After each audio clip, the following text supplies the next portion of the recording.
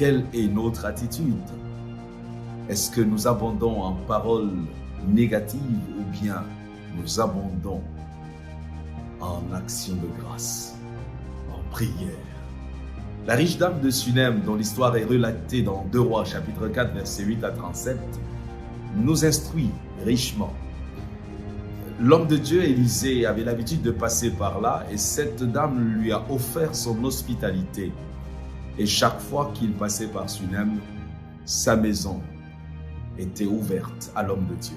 Au point où elle a même demandé à son époux de construire spécialement une chambre pour l'homme de Dieu, pour que chaque fois qu'il passait par là, il se retire dans la prière. Et c'était ainsi. Élisée a constaté l'attachement à Dieu de cette femme, sa foi, sa confiance et toute cette bonté qu'elle manifestait à son égard. Et elle a demandé à son serviteur d'approcher la dame, de lui demander s'il fallait parler d'elle auprès du roi ou bien si elle avait besoin de quoi que ce soit. Et la femme dit non, je vis au milieu de mon peuple et je n'ai pas besoin qu'on parle de moi auprès du roi. Mais Élisée a réalisé qu'il manquait quelque chose à ce couple. Le couple était sans enfant. Alors il fait la promesse de Dieu et Dieu réalise cette promesse avec la naissance d'un très beau garçon. Beaucoup de joie dans la famille, un garçon travailleur. Et il s'est retrouvé un jour dans les champs à se plaindre des maux de tête. Sa mère le ramène à la maison et lorsqu'il passe quelques moments, il décède là, sur les jambes de sa mère. Quelle épreuve!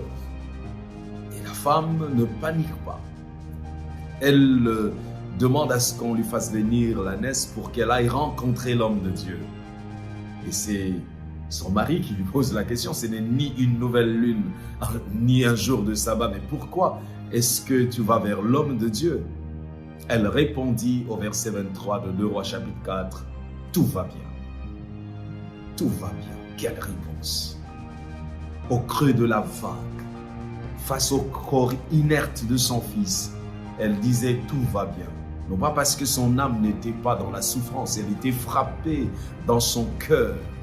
Mais elle savait une chose, c'est que le sage disait dans Proverbe 10, 23, c'est la bénédiction de l'Éternel qui enrichit et il ne la fait suivre d'aucun chagrin. Mais d'où vient-il que cette épreuve arrive en ce moment? Elle savait qu'elle n'avait pas à lutter contre la chair et le sang. Elle savait que Dieu a le pouvoir de ressusciter son fils.